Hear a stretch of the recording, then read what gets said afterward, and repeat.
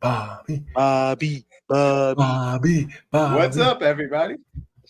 You see, come here with what a better way to start the show, ladies and gentlemen. You feel me? This is The why I had to Royals put will this take hat the on, lead. because it's- Royals is back, baby. Yes, I had to put this hat on because of that. Mercifully, the draft is almost here, guys. I'm so Yes. happy to tell you guys this. Like, I'm just so excited. I'm so God is excited. great, fellas. Ain't I good. put my all juice team on stuff, dog. I'm so excited. The fact that I could say that the draft is 2 days away, and God bless, because I don't know if I'm gonna make it through a few more mock drafts. I'm going to force myself to do Bruh. because You tell I me. have an addiction. Man. I have an addiction for mock drafts. Is what it is. So yes, episode 28 of Tell the Truth podcast. Yours truly, D-Mac, CJ, DG. We are here to kind of give you guys our general overview. We have our actual 2024 draft prospect big board for you guys to look at. We tiered out the guys, give you guys a little bit of an idea of where we have these guys ranked, and also which one of these guys we will say specifically are our guys as well to go through. We'll also be going through a whole bunch of mock draft scenarios because, again, addiction. And we're only 2 days away from those being completely irrelevant, and it'll be fun to talk about when they are. I would be very happy when they are. So, from that standpoint, CJ, DG, how you guys feeling, man? Feeling good. Sitting DG here talk watching, trying to talk to y'all and watch the Royals at the same time. It just took a Gang. lead, so, We doing, you feel me? you know, after I just called them bums. So, you know, they only like playing when well. DG talk trash, the Royals play better. Yeah.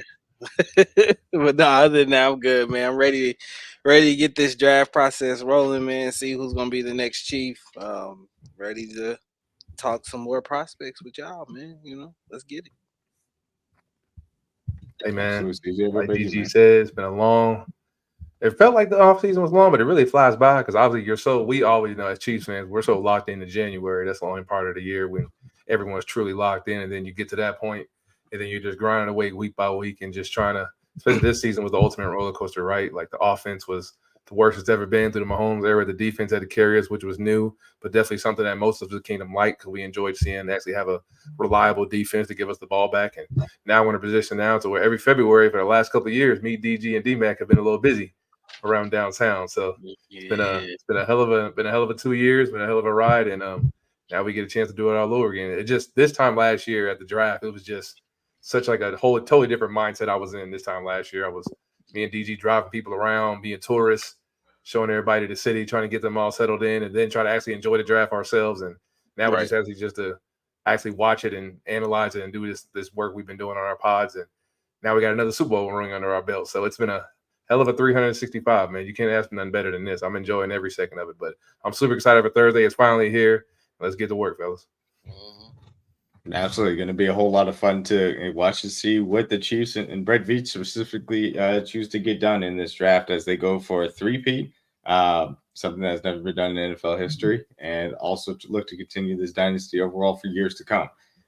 So yeah, without further ado, we're gonna kind of get right into it. As far as our 2024 prospect big board is concerned.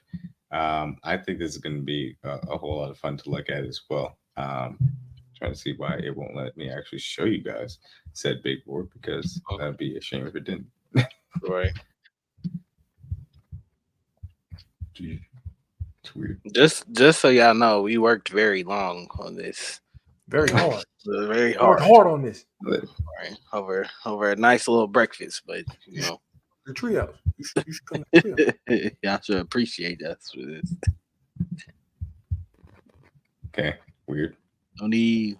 Whatever. And that's the truth with some cheese on it. Oh, that's not it. Oh wow, that was interesting.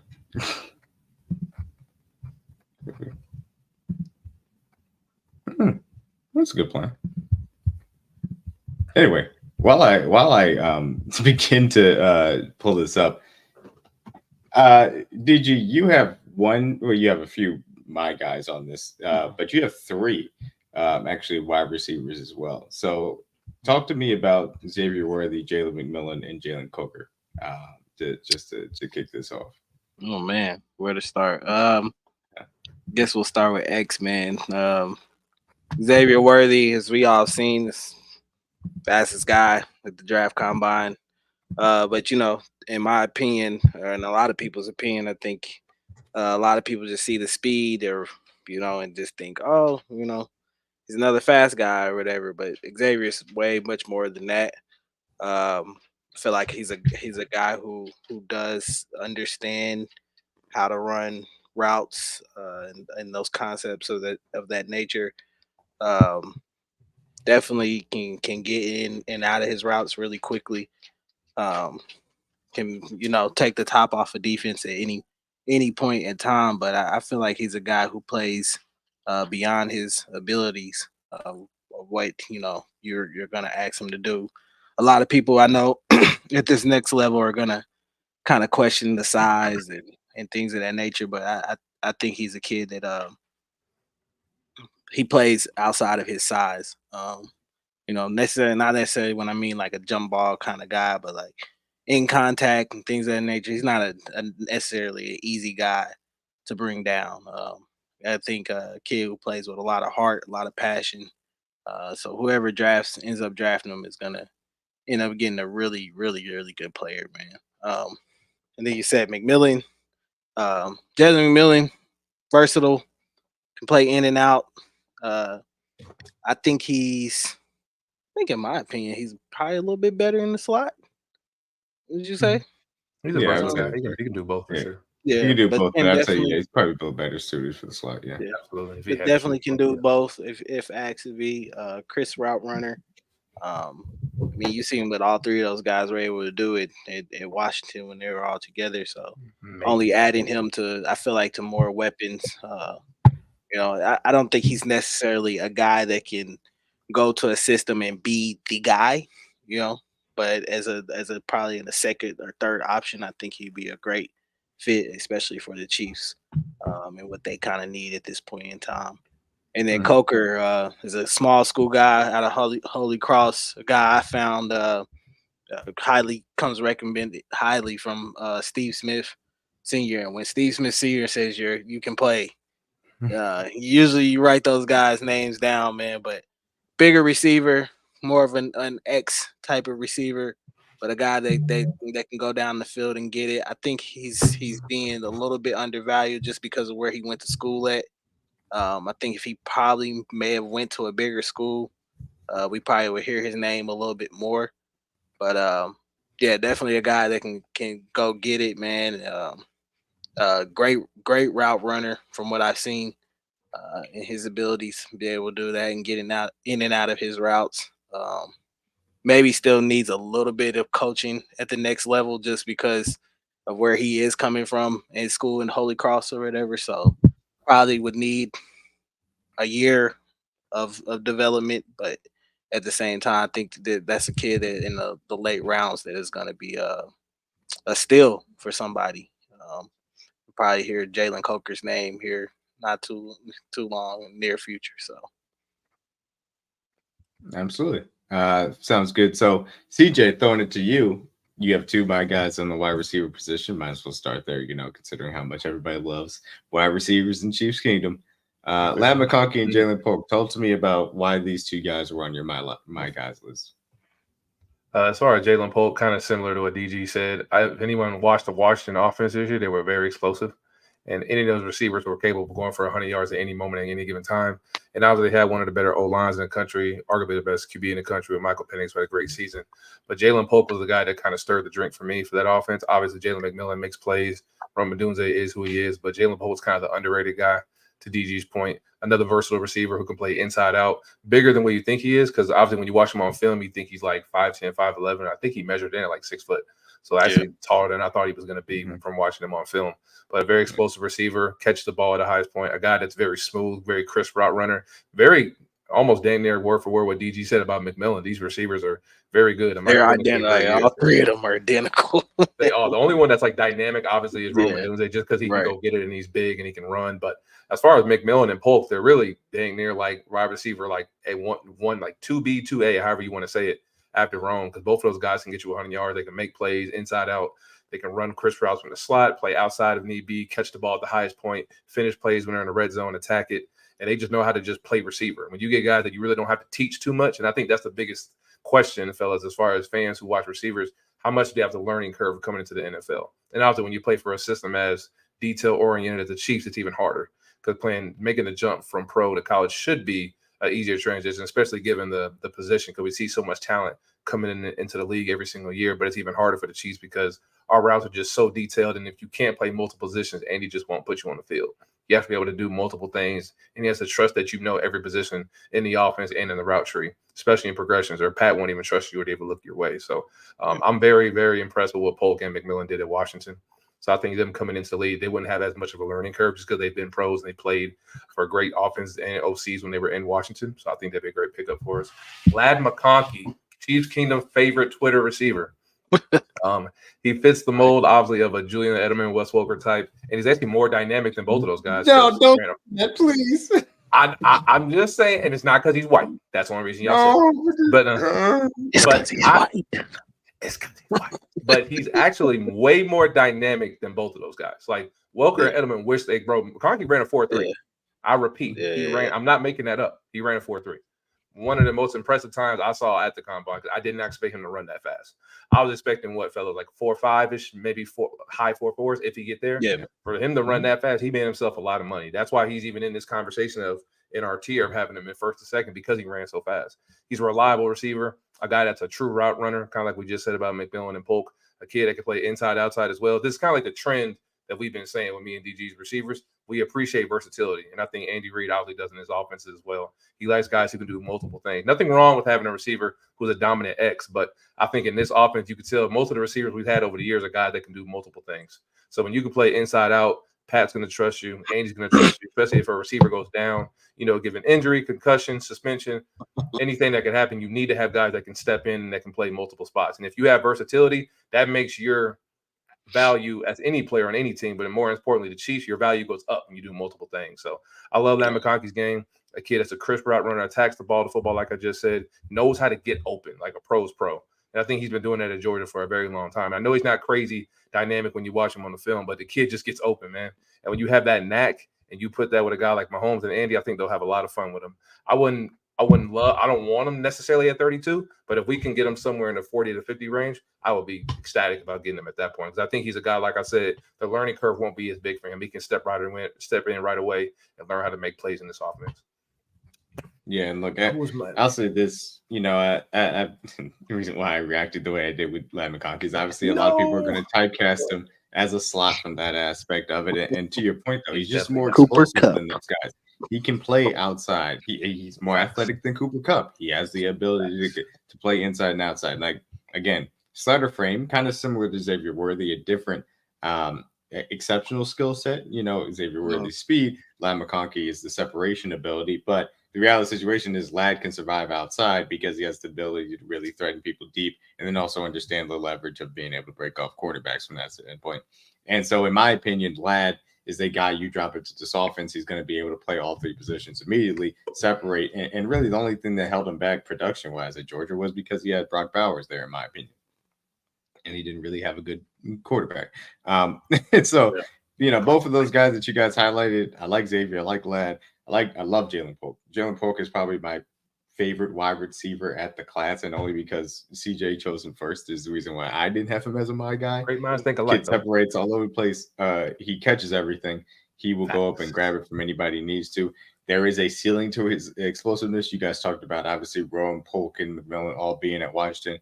Rome is like the supercharged version of Polk, who's maybe a little bit less athletic than McMillan as well. But Polk, I think, is more versatile and he has better hands than McMillan. But again, McMillan can still play at a really high level itself. And that's why we both have them in the same kind of tier here. And obviously, Jalen Polk, he's a guy. I will say if I had to put my guy stamp on somebody other than Polk in the wide receiver group, it would be Jermaine Burton, because I truly do believe Jermaine Burton is a heck of a player. He just is. There are off the field things that need, that have questions, and understandably so. There's still polishing that can be had to his game. That gets tape is great. I would truly, if Jermaine Burton, maybe was a little bit younger, or maybe just, didn't have off-the-field question marks, in my opinion, he would be up there with the A.D. Mitchells of the world, the Lad McConkey, and Xavier Worthy. I do truly think that highly of the kid. So all that being said, I will get to two of my guys that are both in the trenches, Blake Fisher and Rook Orohoro. I will start with Blake Fisher, right tackle for the Notre Dame fighting. Was it fighting Illini or Illini? Jeez, fighting Irish. Jeez. And that's funny. So obviously everybody watching Joe Alt was able to watch him throughout the draft process. But if you watched Joe Alt, you should have noticed on the other side, his bookend tackle was playing exceptional football as well. Blake Fisher is the guy that can move people in the run game. There are times in which he can beat to his outside shoulder with some speed on the outside. But I think the truth of the matter is he has the athleticism and length to play either side and develop on either side, really as a swing tackle. He's more built as a right tackle, though, that has to be taken into account. And from that standpoint, that's why he's kind of maybe a little bit behind the guys that are first and second, quote unquote, tier from that aspect with Kingsley and Tyler Guy, and more guys that you can see developing at left and right a little bit more easier. But I really do like what Blake Fisher brings to the game. I think he can be a long-term starter for anybody in the league at right tackle, and at the very least, is going to be a very good swing tackle in the league. Rook is a guy that I fell in love with out of Clemson. You know, he came into the year a little bit more hyped as far as the prospect was concerned. Did not necessarily have the great season at Clemson, but you look at what this kid brings to the table. He's got all the pass rush upside in the world. He has the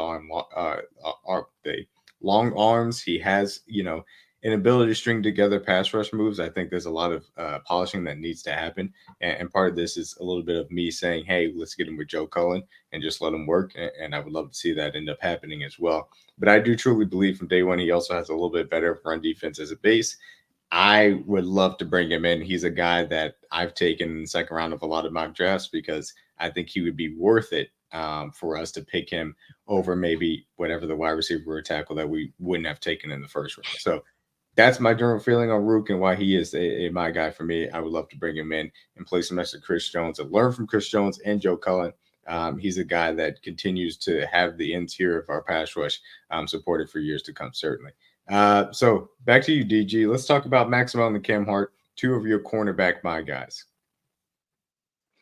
Yeah, man. Max Melton is a guy from the spaces that I got put onto that started watching kid out of Rutgers, a little bit of a bigger corner. I would say if you watch L'Jarius Sneed when he was coming out of Louisiana Tech and kind of how he played for us, where Max Melton is kind of a similar version of what L'Jarius Sneed provides for a defense at a corner. Um, very, very physical guy. He is not afraid to come up and hit you at all. And that's something that I've seen in his game that I like. He's got a relentless motor. Man, he was if you go watch his film, he flies around everywhere, man. Makes plays, definitely has some good ball skills as well too. Would like to see him probably be a little bit better in man-to-man situations or whatever, but I think that with coaching and time and development with all rookies, he can be coached up and brought into this system and probably to easily transition into this system as well. So if you're looking for somebody that's a prototype of what L'Jarius Sneed was, Max Melton is definitely your guy. And then Cam Hart out of Notre Dame, a guy who really popped off the screen for me at the combine. Very bigger corner, 6'2". I believe he's 6'2". Yeah, man, tons of size, tons of range, long arms, like everything you would want in a really big corner. And I definitely think at the next level he can be a serviceable piece for any defense at any point in time, especially going up against some of these bigger receivers in the league, and trying to be physical with some of those guys at the line. So definitely two corners I think that are probably day 2 or day 3 guys. Seeing Max Melton kind of moving up a lot of people's boards as of late, which I don't know what the real reason for that is, but you know, um, but yeah, man, he's been moving up a lot of people's boards into late second round. So some people must be kind of catching on to his tape and seeing what he can do. So if you guys got an opportunity to go watch some highlights, go watch some Max Melton highlights. Man. Sure. For sure. Yeah, Maxwell, you talk about a lot of versatility for him. No doubt about it. He has the mentality, has the athleticism and arm length that you look for Spags to go ahead and develop, and then also be a really versatile DB in the system. Cam Hart, you talk about a little bit bigger corner. Joshua Williams and Justin Watson. No, Jalen Watson. Jeez, Jalen Watson. Both of those guys are bigger corners, but they're not necessarily extremely physical, I would say, to deal with. You talk about the T. Higgins of the world from that standpoint, those really like long and tall guys. I think Cam Hart brings a little bit of a different element than that, kind of like Brashard Beelan did. Was able to bring to our secondary compared to when we had, Rashad Fenton and Travarius Ward kind of running with him. So that standpoint, I understand why Cam Hart could be a target for us. Guy that I have here as my guy, Renardo Green. I loved what I saw from him specifically against LSU. You go back and watch that tape of him versus Brian Thomas Jr. versus Malik Neighbors, and the issues that he was giving to those guys. I really like a guy that has that type of mentality. To me, he was completely fearless, had no problems, and those guys did not want to go up against him for the second half of that game, and I think that matters not for a lot when you're talking about projecting to the next level, being able to go up against future first-round wide receivers and hold your own. So from that standpoint, he's a guy I think is probably going to end up going in the third round, maybe fourth round. If he gets there, I'd be extremely happy to take him in the fourth round and add him to this DB room. He could be a guy that you come out of training camp and he's your starter just because he's that good, opposite of Trent McDuffie. In my opinion, at least, especially from a mentality standpoint. So we're gonna go ahead and head a little bit interior offensive line. CJ, talk to me about Christian Mahogany out of Boston College, man. You free? You froze? I don't Okay. think you froze. Good. CJ, I don't know. We lost CJ. Well, until we got CJ back, we can go to Cooper Beebe out of K State, a little bit closer to home. DG, come on. Yeah, man, Cooper Beebe, man, a guy who I feel like is a dog at the guard position, man. I think he's a guy who can step in day one for you and start it probably, what would you say, left guard or right guard? Either one. I mean, I think that he's a little bit more of a power player. So I would say he's more of a one-to-one replacement for Trey Smith than Joe Thuney in that respect. But yeah, he's a guy that can play the guard spot. If he would be your backup interior offensive lineman. Right. Yeah, guy who played both spots probably at the guard. I noticed at K State they probably played him a little bit of tackle, but probably going to translate more into the league as a guard. Man, nasty guy, man. He's very physical, man. Reminds me a lot of what we have in Trey Smith.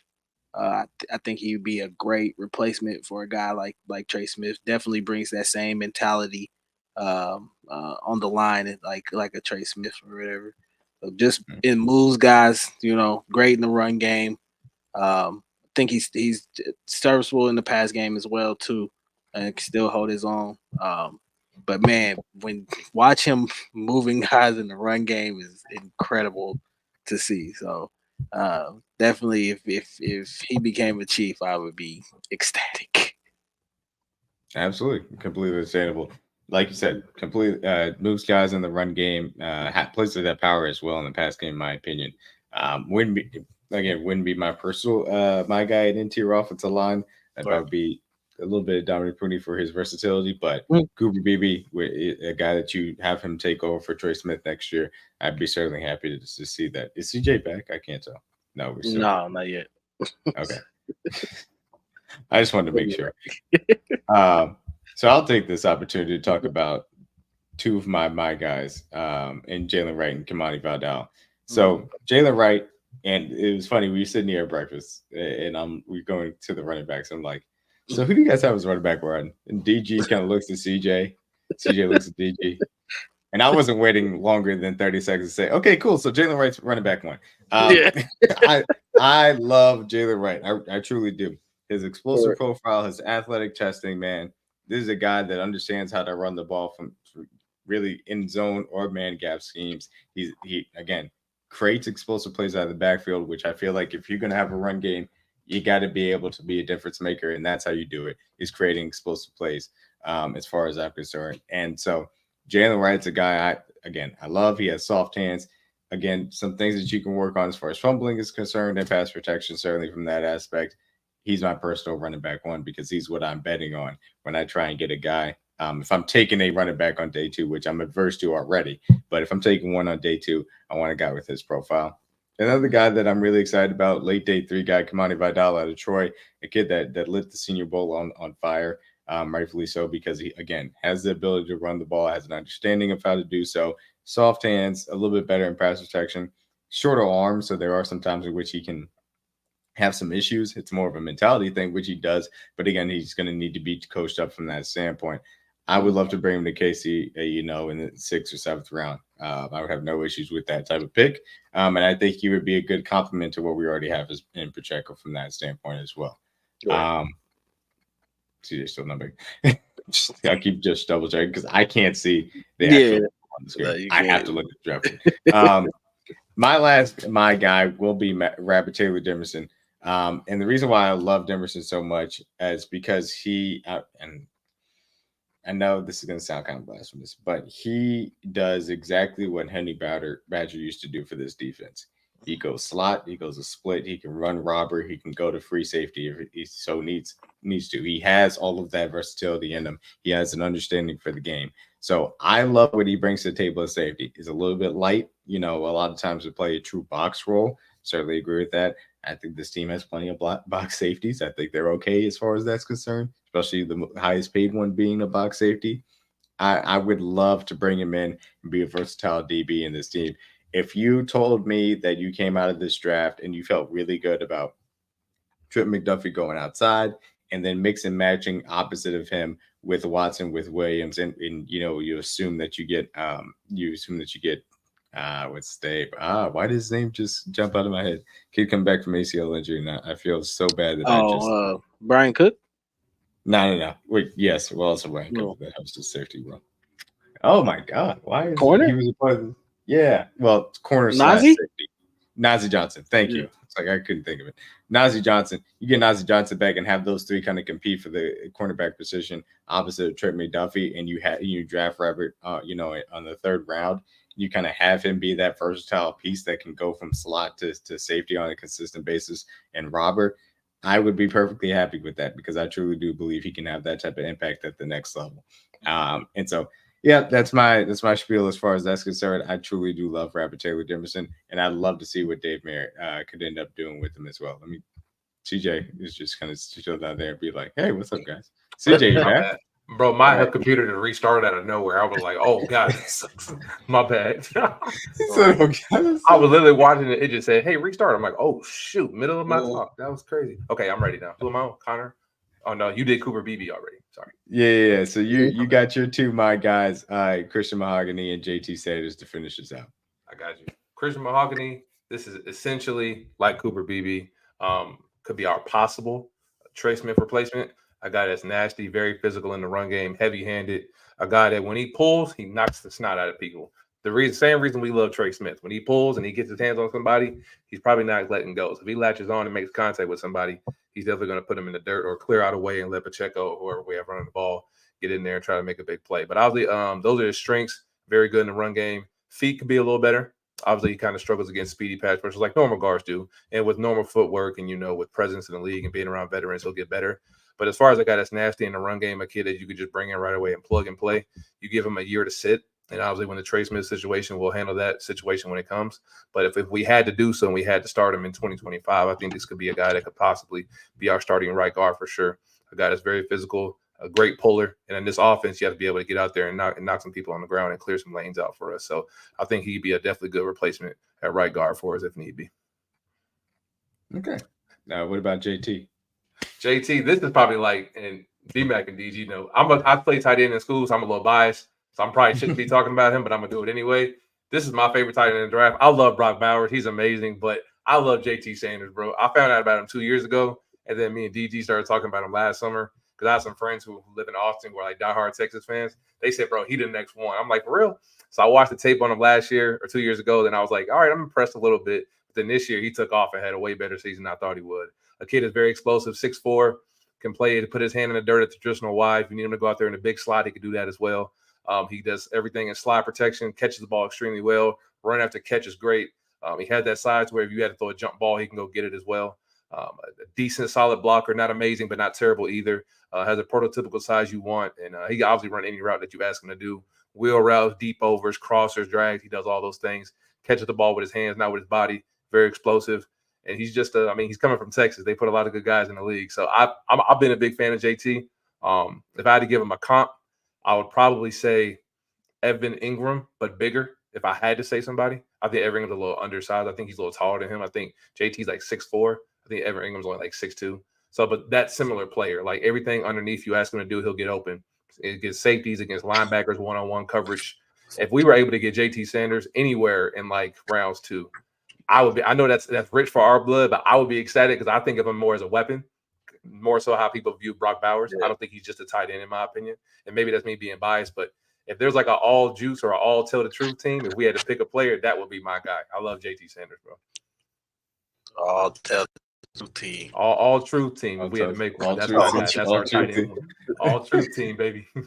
Look, I don't blame you, and look, he's fun to watch. I will not take that away from you, even despite my own feelings as far as tight end value in this draft is concerned. See, that is high. I ain't gonna lie. That is. No, it is what it is. So the other thing I just want to quickly highlight, because again, this is our board to go off, and we'll see exactly how things go off the board for the Chiefs. And we'll be able to revisit this after they make their picks, and so on and so forth. And we also can compare for other teams in the league as well. We'll probably have a nice little preview as far as the NFL season is concerned to see what the Raiders, Broncos, and Chargers do in the draft as well to lose the AFC West for a 9th straight year. I want to go through and kind of ask you guys for the kind of categories that we or some of us didn't pick a guy. So just, we'll start out from linebacker. Who is, you guys is my guy. For me would be Cedric Gray. I really like what he brings to the table out of Chapel Hill. For the Tar Heels, man, has a little bit more of the pass coverage ability, not necessarily a physical guy. But I like what he brings to the table. If you're talking about bringing him in, I don't know where exactly he's going to go. Again, day 3 seems about right. I don't know if you really have room to find a linebacker into this class as far as this draft is concerned for the Chiefs, but I would not be upset with a day 3 pick as far as Cedric Gray is concerned. What about you guys? No, I like we said when we were discussing over this thing, there was not a lot of linebackers that we felt were gonna go either day 1 or possibly day 2. So yeah, if it's just a day 3 guy, I'm with it. If that's what they want to bring in, you obviously want to add depth, to any position, and I definitely think it's something we could add depth to for the future. So. Absolutely. This linebacker class is definitely not sexy compared to the one that we just came off of. So if I had to pick a guy, I like Gray for sure. My favorite guys would definitely been Jordan McGee. I've been telling DG and D-Mac about him the whole process. I like Trotter. I've liked him from day 1 when I watched him at Clemson. So not a lot of sexy names in this class. Yeah, if I had to choose 2, either McGee or Trotter for me. But yeah, any of them would be a good choice for sure. Especially because they would probably come in and be linebacker 5 because we have Cochran and Jack's still there. So yeah. And I like what Jones as well. So yeah, honestly, I think Cam Jones is better than Jack Cochran. You're not lying. You ain't got to argue with me. I think he is too. Yeah. But no, look, those guys, they can compete with it. And this is a situation with the new kick return rules. Linebackers may be a little bit more valuable from the standpoint of how you're actually defending those kick returns as well in the future. Something to think about as well. Quickly, safety, running back for you guys. Anybody you want to highlight? Safety. Oh man. Look at this list. Let me see. Heard some good stuff. I mean, Tyler Nubin, I think probably Kitchen's a freaking steal. Right. It should be expected to happen first safety off the board there. Heard good stuff about Cole Bishop as well too. Versatile guy. From what I've seen from his reports, that he can pretty much translate to almost any scheme. But yeah, this safety group is the same. It's kind of like the linebacker group is. You can tell when we tiered them. Yeah, not too many guys that you're absolutely thrilled about or anything like that. So definitely a lot of guys that probably are going to be day 3 guys. Exactly. I had to pick one.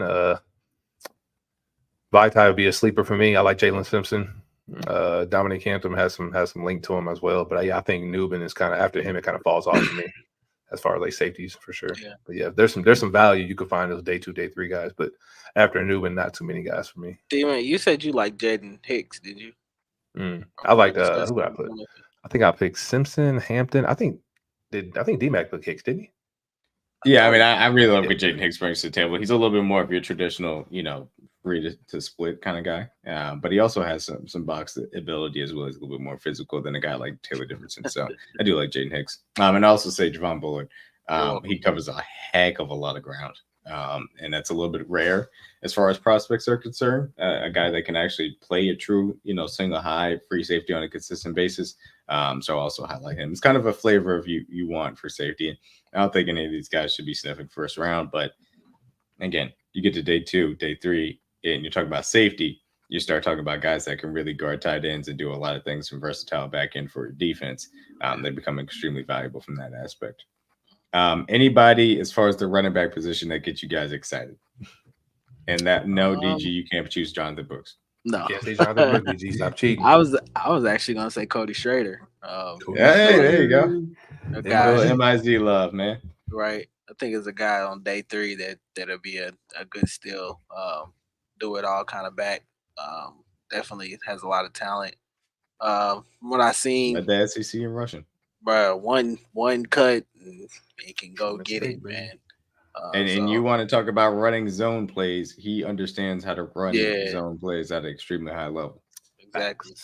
Yeah, so definitely a guy I think that would be a good steal. Another guy I think that if he will stay healthy, and he was a part of that Washington offense as well as Dylan Johnson, very versatile back. I think I that's like gonna be Dylan. a good pick for somebody on day 3 as well too. But just got to stay healthy. Those health issues come into play, especially at the running back position, wherever. And then I think you said CJ. I think you said you like Isaac Garindo. Garindo. Yeah. Very explosive The back. workout warrior, man. Hey, he came in and ran a 4.3 and blazed everybody. So when you come in and run fast, you're explosive. You're gonna catch a lot of eyes. So definitely a back I think we would like to add because we need somebody that's explosive. Because after Pop, we really haven't. And I was kind of making fun when me and DG and D-Mac were doing this chart. I was making like, who's the last running back we had to have like a 60, 70-yard touchdown run? I think it was Damian Williams.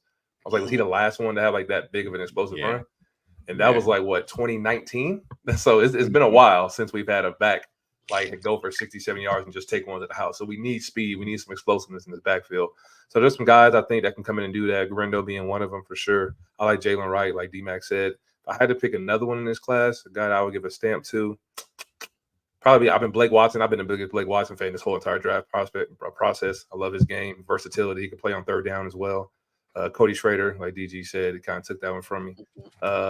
Some other guys that can play. Will Shipley would be. I wouldn't mind him at all. A guy that can definitely catch the ball on third down, knows how to do things in pass pro. A guy that can come in and play. Outside of that, not too many other guys that's really Bucky. like I love Bucky Irvin's game. He's just little, but I mean he's a great back. He's literally like Danny Woodhead 2.0, Darren Sproles, whatever you want to call him. If I had to pick a guy, it'd probably be either Garindo, Blake, or Cody, which is ironic because they're like all next to each other in our chart right here. So any of those 3, I'll be happy with for sure.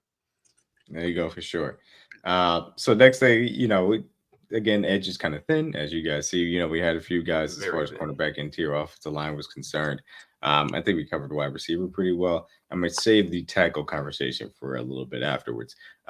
Defensive line, anybody you guys feel like really caught your eye when you were going through this process? Oh man, we want to go interior or edge? Just in Interior. I mean, I've always been a big Chris Jenkins fan. Think he's a guy that provides a lot of versatility, a lot of upside on the pass rushing side, especially from the inside defensive tackle position.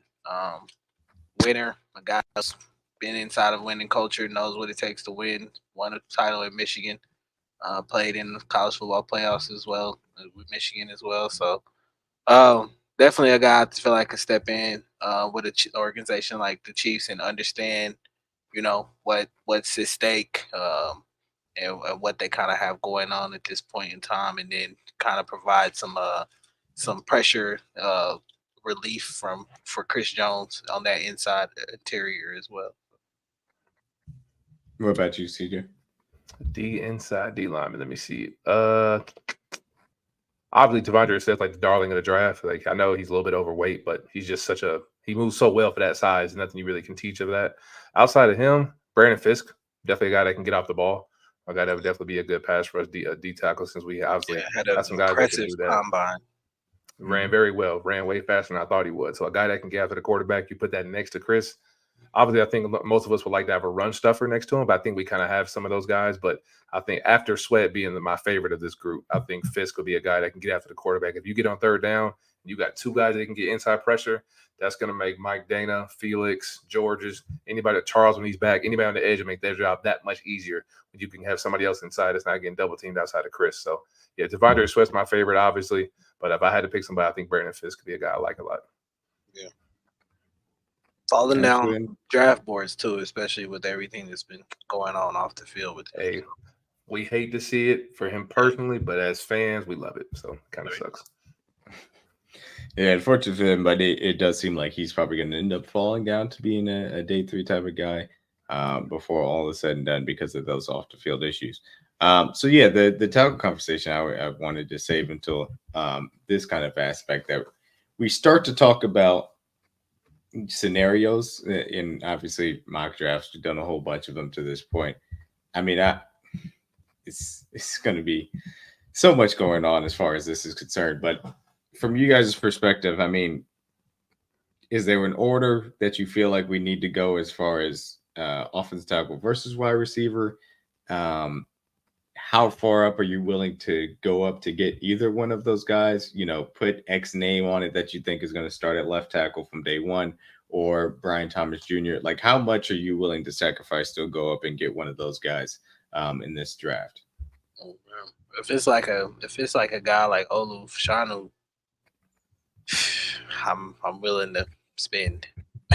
if that's the case, ready to cash out. I just think it's a point of emphasis, especially with the future of the Chiefs, to kind of go get your guy that you can have for foreseeable future, the next 5-6 years. So be it having that fifth year option on a guy in the first round would be a good thing to have, especially with having a guy that can protect Patrick Mahomes. Essentially his blind side at that left tackle position. So if it's a guy like Fashanu or Brian Thomas Jr., I'll be willing to move up for trying to think. I mean, if a Roma Dunze so happens to just drop into the teens, I might think about it. So any one of those top receivers. Only in Chris Sims mock draft will that ever happen. Right. Or even say, for instance, a guy like Joe Alt, if people at that top feel like he's not worthy of top 10 pick, which I think he's gonna go top 10. But if he ends up dropping to the teens as well, I'm willing to move up for him as well too. I know Veach is willing to be as ultraly aggressive as he can be with the leadership of Clark Hunt and Andy Reid. If they're willing to pull the trigger, I'm all for it, man. Whatever they have to do, but I'm also for them if they feel like they need to trade back and the board's not falling the way that they would like, then I'm willing for them to do that too as well.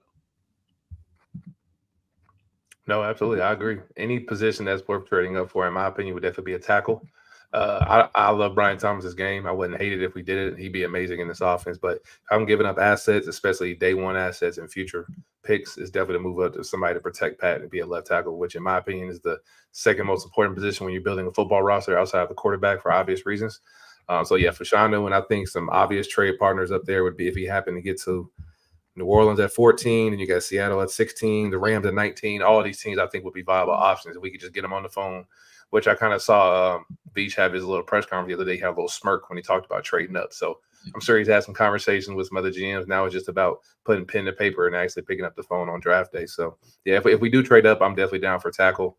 If we get around to like 20 and then none of the receivers that we absolutely love are there anymore, I don't mind trading back at all. But if we're going to trade up, for me, it'd definitely be for a tackle because the class is just so deep. Like we just said, if we got McMillan or Pope on day 2, I'd be super happy. Or a guy like Ladd, I'll be ecstatic about that. Or Could get great Jermaine value. Burton on day 2. Burton, because if we did move back, that means we go from having 7 picks to possibly 8 or 9. So now you got depth and you get more bites at the apple at the second level receivers that we've talked so glaring about this whole process. So yeah, I think if you're going to trade up, it has to be for a tackle. If not, I highly doubt it, just because we know the Chiefs tax is real. People don't really want to do business with us, especially when we're trying to go for a 3-piece. So, but if Beach happens so does to get somebody on the phone, I would love it. And I don't think they're willing to give you another weapon that you can use. Let's give them Patrick Mahomes to throw the ball to.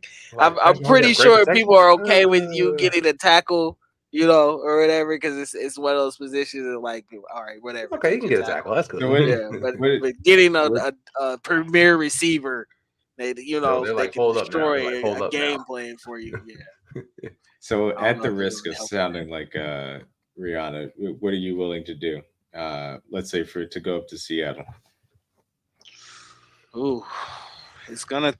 Now, I want people to understand, like, it's pricey. It's gonna be 32 to 16. Like, that's a lot. I know a lot of people out there think they're like, oh, they can move up, and but it sounds good.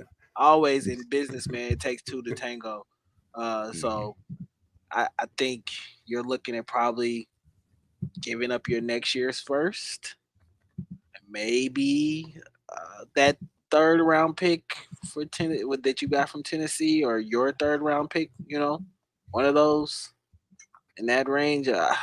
It's gonna take a slew of picks this year as well too. So you're probably giving up 32, next year's first, maybe a 3rd. And then I don't even know how many picks later on this year. How many points is that? Is that enough to get it up there? It's like after that. Oh, well, we can break out the old, trade. You can do that calculator. I mean, we can do it live for you. Yeah, just this. I want people to get the example.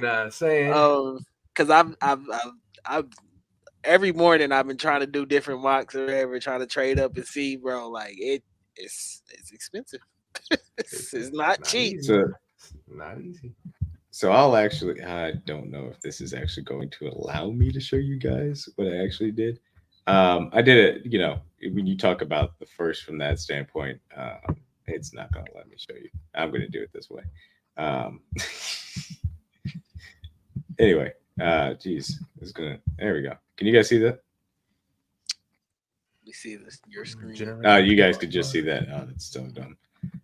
I love when, what's it called? It starts acting up. There we go. Right. There you go. Now you guys can see that, right? Yeah, we can see it. Okay. So this is a mock draft that I did for the entirety of the NFL, first round. And this was the trade that I had mocked here. And this is based on, I know people are not going to want to hear this, but Fitzgerald and Spielberger's draft chart that is attached to PFF. It's based on positional value and then also historical trends. This is I would say, the most analytical, but also up-to-date draft chart that's probably used as often across the league by more of the new age GMs. Some of the old traditional ones will be using Jimmy Johnson's chart as well.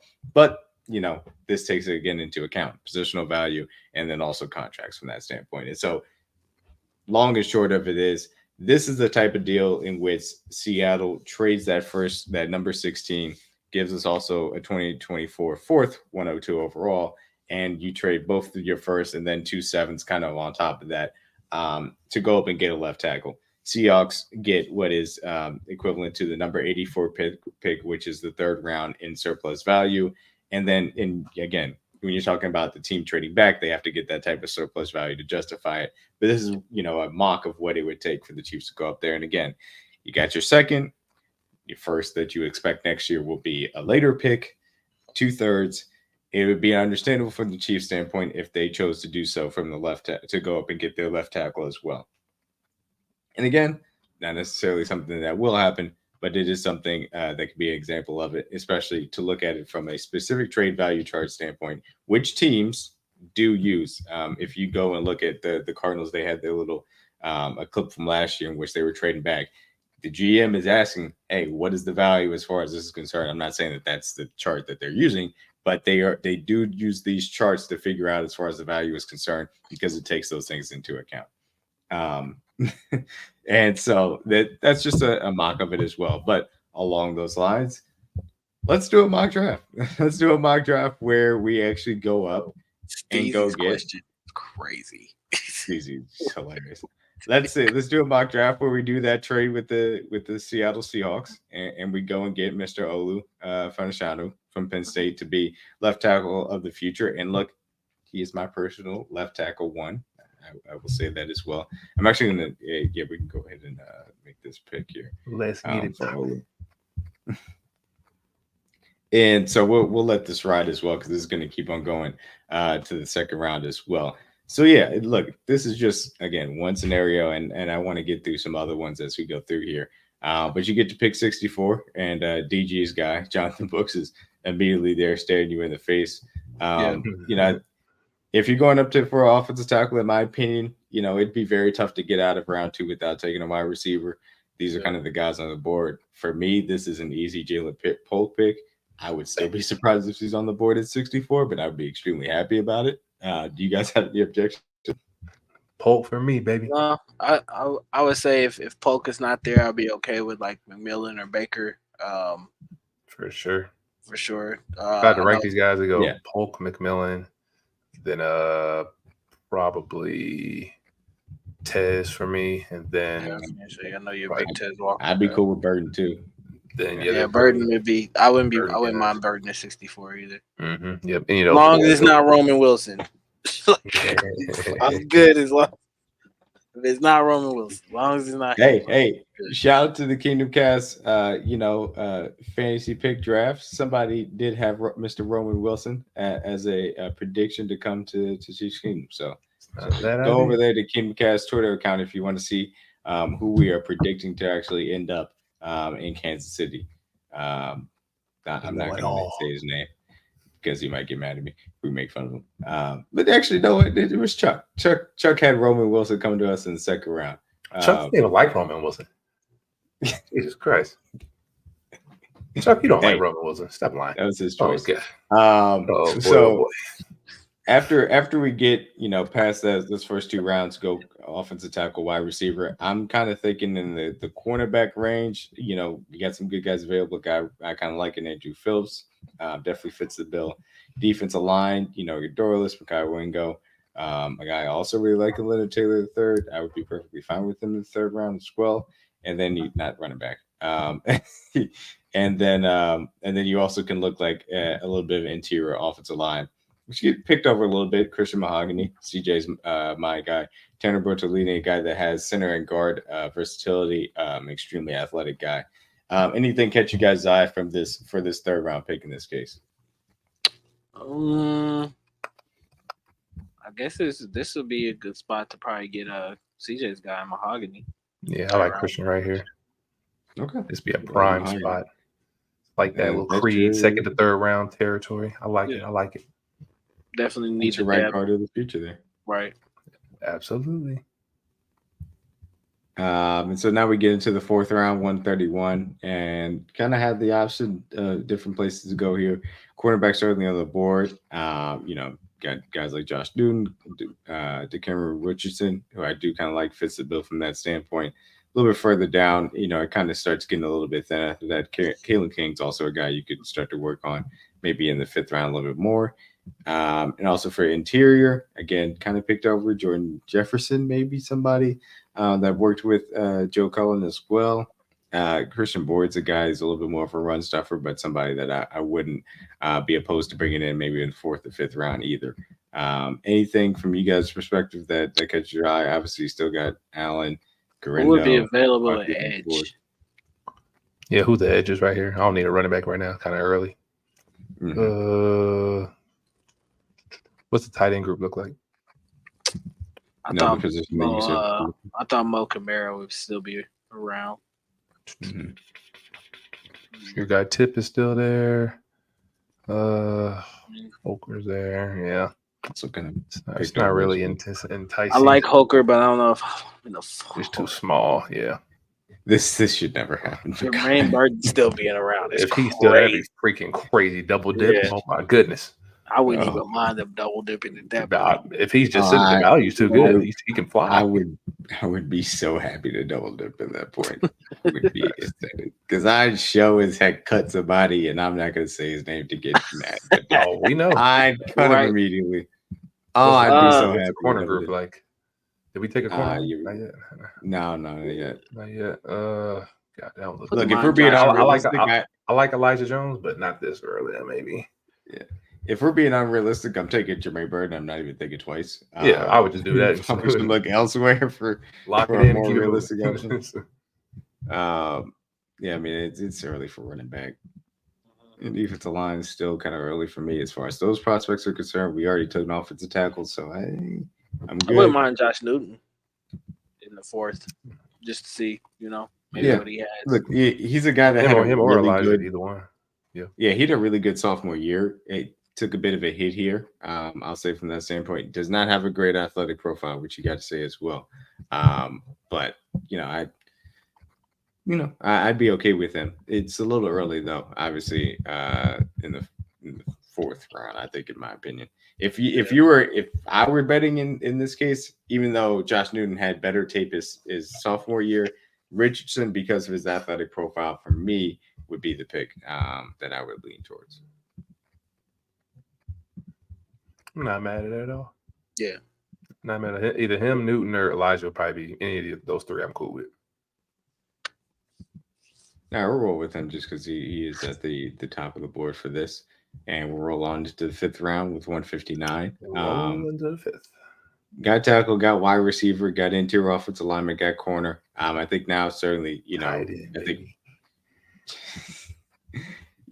guys that people really like Jared Wiley a little bit more on the receiving end. Tip Ryman, extremely athletic guy that can get the job done. Iowa tight ends always got to take note, and Holker as well. I know a lot of people like Jaheim Bell. In my opinion, he's just a wide receiver masquerading as a tight end. But he's just small. Yeah. So, yeah. If we didn't sign Irv, I wouldn't hate it. But we already got Irv, so you can't double dip. I go Tip if I had to pick somebody. I like to see. What about you, DG? Any thoughts? Like yesterday, with me, it's getting to that range of where I wouldn't mind them taking a running back. Just depending on who's left. There's still so many guys available, like Isaac's available, Vital's Then available, again, Jawar I Jordan. wouldn't mind Holker at this point, the kid out of Colorado State either. Do need a tight end. I haven't watched much on the Tip Raymond guy, but if y'all feel like that he would be better than Holker, then I'm willing to take him too as well. So I think he's a better blocker in my opinion, but I like Holker too. Okay. We'll go with which one you guys want to go with? Tip or Holker? Tip's fine. We'll go with Tip. All right, Tip it is. And the Royals won also. Royals money line. Let's go. Yeah, I saw that. Game. So I would say, this is a range that I would look at for Christian Boyd. I'd be, perfectly happy with that. Obviously, running back, you're picking before 221. I think you could definitely take Isaac and be very happy with that. From that aspect, or he took cornerback. Another guy. I don't think he lasts this long because he has some really good speed. Anthony Gold actually could last this long from this standpoint, but Jacob Howling probably is going to be off the board in the fourth round. And I really like what he brings to the table as well. So anything catch you guys' eye? I like Gold. I like Cowing. I like both of those. Garendo. Ooh, I may do it. I may pull the trigger. I know it's a little early, fellas. Yeah. Nah, I think 173 is fine for Garendo. Because the Chiefs really do have a real need, and I know re-signing CEH, obviously Pacheco's there. I think that fifth round and later is now kind of a little bit in play for running back, whereas I would have told you, sixth or seventh at latest. Yeah. But yeah, I mean, I like Garendo, what he brings to the table. I'm perfectly fine with taking him here. Especially with you having explosiveness. You got 2 years of control over a Pop, 1 year of control over Clyde. So 4 over Isaac. That'd be a good little tier. 1, 2, 4. Yep. I like it. Okay, roll with them there. And then we come over here to 221. Obviously, Chiefs' last pick. We'll see what ends up being on the board as well. And look, when you come talk about 7th-round picks, these guys are just kind of taken before the priority free agents can kind of get their claws into it from that standpoint. So, looking over here, I always like to check the safeties just to see if anybody really catch my eye. Nobody really there. Defensive tackle, again, I think Christian Boyd's still here. I don't expect him to get drafted this late, but again, I'd be happy to take him here, certainly. But it could happen. I'm not going to say it's just out of the realm possibility. No one. Kayla King still being on the board is kind of crazy. That's kind of crazy. Yeah, Kayla still being that's tough. Yeah, no one obviously there. Wide receiver, Jaquan Jackson. Isaiah Williams, I wouldn't hate it. He can return and do a lot of things, but we already took gold. I mean, no, we did. No. If we wanted to get a return, I'm probably taking Isaiah Williams. I'm not going to get sick in Isaiah Williams. A little bit different there. Isaiah Williams, Caleb King, or Christian Boyd would be kind of the three that I would look at here. Any thoughts, DG? It gets to this range, man. It's tough because it's like now you're just kind of praying that one of these guys works. But I probably would say I think for me I'm good with us and as far as our defensive line and where we are. So I wouldn't spend the pick there. Maybe try to get another weapon at this point. Bringing in a guy that can probably return and do some things on special teams. Yeah, I'm down for Isaiah Williams. Or with them, give it a little bit of injection of speed into the room, and like you said, has the return value as well. And so there you go. That is our draft from this standpoint. We got, there you go. Okay, Olu and a trade up to the Seattle Seahawks using that 2025 first. Jalen Polk at wide receiver. I think a steal there at 64. Christian Mahogany, long-term guard replacement, immediate guard depth for this team. DeCameron Richardson out of Mississippi State, long athletic corner, has the ability to, again, come in and compete for a starting spot immediately based on how well he's able to pick up the game. There are some aspects of his hips that, need to get better, certainly with fluidity. Tip Ryman out of Illinois, extremely athletic guy, underutilized certainly there. We'll see how, he could fit into this offense and be used effectively. It can block inside as well, in line, I should say. Isaac Garendo, extremely athletic running back out of Louisville, guy that brings explosiveness to the offense. Rough around the edges, but again, so is Pacheco. Still has soft hands and has the want to as far as pass protection is concerned. And then finishing up with another weapon to double dip at wide receiver with Isaiah Williams, a guy out of Illinois as well. Extremely fast, has that ability to bring that return value to the table. So I will say, kind of looking at other things as well, I kind of want to run through maybe 3 more of these just on different sites and just see what ends up happening here and have a little bit of fun with it. I like to, kind of adjust these sliders a little bit. Compare and contrast. Just to see what ends up happening here. So let's do a let's skip on to 32 and see what ends up getting presented to us of a trade back or sticking and picking from that standpoint here. So we got one offer. That's the Falcons that come up, I assume, because they did not take a quarterback and they all of a sudden won. They took Joel, which pretty good pick for them, and they want Bo Nix. Let's see what we can get done for the Falcons to trade back. Anything for you guys that you looked for specifically in a trade back for the Falcons? The Falcons. How many do they have? Multiple second round picks? That's what I'm saying. How many picks do they have total? So they have 74, 79, which are both 3rd round picks, and then they have 109, which is kind of an early 4th. Okay, so no seconds. Probably will want 74 for sure. Give me another 3rd round. They don't pick anywhere there. They don't pick. I think. Do they got 43? Yeah, they have 43. So we swap back to 43, and then that's. I mean, do we hate 32 to 43? It's not a huge drop, but nobody else in front of them gave us anything. No offers in front of them. No, that was the only offer. Okay. And what do they give us? What we get in return? We can kind of look at the draft board from the standpoint of what's here. If they give me that 3rd, I wouldn't hate it. Yeah. Jordan Morgan, Keon Coleman, Polk. And I'm assuming to try to get a guy on a 5th-year option. That's why you're doing it. I'm assuming. Yeah, Xavier Worthy and Kingsley are both here as well. Two guys I understand the 32, even though I don't really like Kingsley.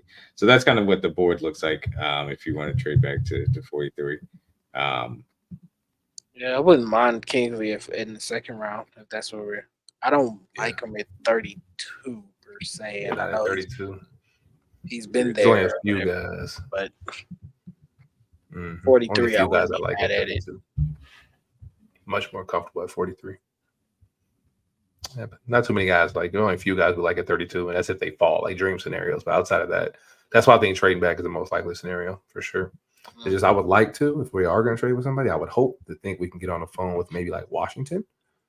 Maybe if that'd be possible, and get them down there at 40, maybe. Yeah, they pick at 40 because they got Washington two. has they got 36 and 40. So I'm like, well, could we get one of those picked from you? You move up to 32, 36 to 32, 40 to 32. If they like somebody, I would like to get either one of those spots. I'd be willing to take 40 off their hands for 32. Absolutely, either one, 40 or 36. I love either one of them. 41 for Green Bay, if maybe we can get them on the phone. Any of those spots I love. I think we could definitely be possible trade back partners. And, Commanders, you're rebuilding your franchise. You're trying to build a roster. Come on, get this 5th-year option. We know you want somebody. So, right. Well, see, y'all should have told me that y'all couldn't see what I was looking like. I was just I thought you was... We was living vicariously. I'm like, you, brother. Why are they asking me if the Falcons have 43? It's clearly right there on the screen. We can't see it. He's back like, can y'all not freaking read? My bad. That's no, you good. But yeah, so this is what I've been looking at while you I've been staring at that old 43, bro. So this would be something that I'd say I'd feel comfortable doing. You get 43, 79, 109, give up 159 and a future fifth. I'd be good with this to trade back. As far as the draft, you get 79 and 109. Yeah, I'm cool with that. Yeah, because now you get two third rounds, right? You be picking it 74 and 90 and 95. Mm-hmm. Am I correct on that? Yep, correct. So you have 43, 64, 79, and 95. I like that. That's not bad. I like that. Yeah. So and trade back here. I think you got to stick and pick it from this standpoint. So because it's PFF, these two guys are still on the board. they would be gone. Right. Right. They would be gone. But look, I think there is a realistic scenario in which 43, if you want to take Patrick Paul, I think I understand that to kind of develop him as, a tackle on either side, a little bit more of a power guy. I can understand that as well. I don't love Xavier Legette, but I could understand it from that standpoint. Jermaine Burton, this would be early for him. Javon Baker, probably early for him. And then after that, it kind of gets slim pickings at wide receiver. Where would you guys go from this standpoint? If it's me, I don't know. I'm probably leaning more. Like I said, I'm fine with Kingsley right here. If that's gonna be the pick or Paul. For me, it's just more on the position. I think the priority list should probably be tackle first. At this spot, given how many receivers available. Yeah. I mean, the fact that the Commanders would not have a tackle in either one of these two picks is kind of crazy. Crazy when they can't block a soul. Like, we're just going to have 2 picks in 10 spots and not take a tackle. And Xavier Worthy, Roman Wilson. In this scenario, I would say, because Xavier Worthy is a guy that, could slide down draft boards. Somebody could really like Troy Franklin. Somebody could love Ladd. AD, obviously, that goes without saying. Somebody could really love what Pearsall brings to the table. I hope they do. Somebody could obviously love what Polk brings to the table. This is insanity. That would never happen. One of these picks, both of these picks should probably be tackled. So Xavier Worthy could legitimately get to 43. And so I think that's a little bit more of a realistic scenario. That would be why I would only say that, even though I'd be perfectly, happy with Kingsley in this case as well. But we went tackle. We'll probably trade back and go wide receiver here and roll on with this as well. And then I'll also apologize to Country for not taking Mr. Keon Coleman. So yeah, go back, get you, what is the fastest wide receiver in the draft in Xavier Worthy, a guy that turned on the burners and go crazy. in my opinion, this pick would be easy. I'm taking Patrick Paul and just just running it and having him develop. Even though I really do like Blake Fisher, even though I think Roger Rosengard can bring something to the table, being able to have his power at either side to kind of develop, I like the idea of him for a tackle as well. But I think you have the ability to kind of look at corner, look at defensive line to see if anybody really catches your eye. And I love Rook, obviously my guy. There have been times that I've taken him, but positional value, I can understand taking Patrick Paul here over him. Anybody catch you guys' eye to look at? Fisher or Paul. For me, like I said, I'm the first two positions. I'm probably what happened. You good? Oh, You good? we back? Yeah, my Yep. thing just like frozen. Anyway, the first two positions I'm prioritizing would be receiver and tackle. So I'm probably leaning more towards tackle here, especially if a guy like Paul or be it that Fisher is still on the board. Probably would go Paul here for me. Okay. Either We'll him roll or on Fisher. with Paul then. Either one. And look, we still got 73 coming right around the Yeah. bend here. So Yeah, especially if you got those extra picks, I'm more leaning towards getting that tackle position Feel me? solidified.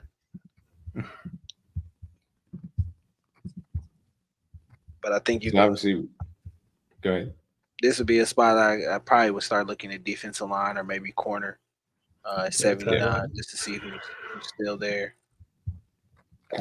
Really like Harry Jackson. Really love Ronaldo Green.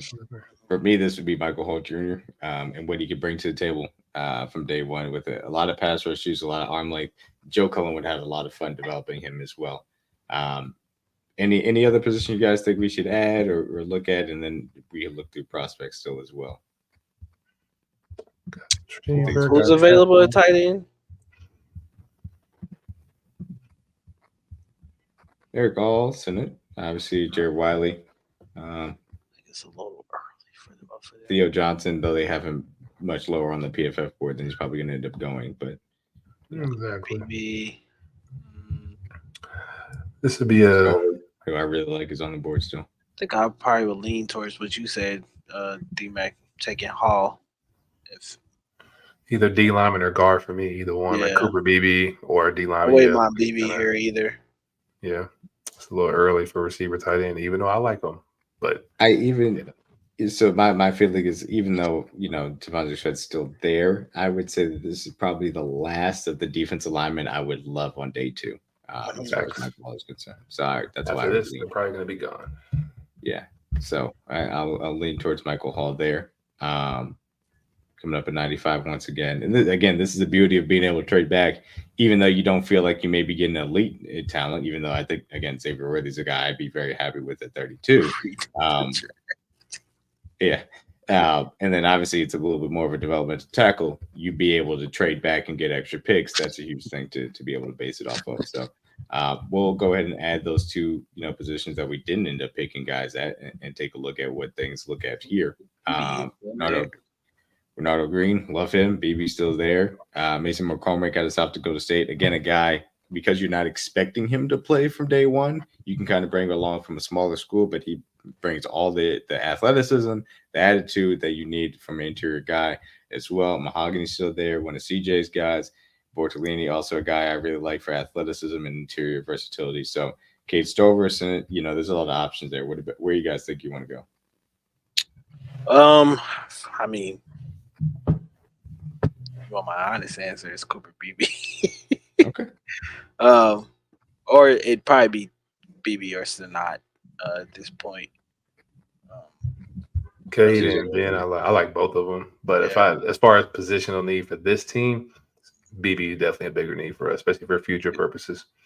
Even though I like Cade and Sanat too. Throw K-State Wildcat in there to have a little bit of fun with it. And Sanat will go right before we pick too, which is hilarious. Hey, look, I'd be very happy with Cade Stover even so. No, I like Cade too. Yeah, Cade be nice. Yeah, I'm cool with Cade. And I would be very happy with Theo Johnson as well. Johnson, yep, any of them. Yeah, I think right here I'd probably settle into Cam Hart. Ooh, go back. Cam Hart's still there. Grab him.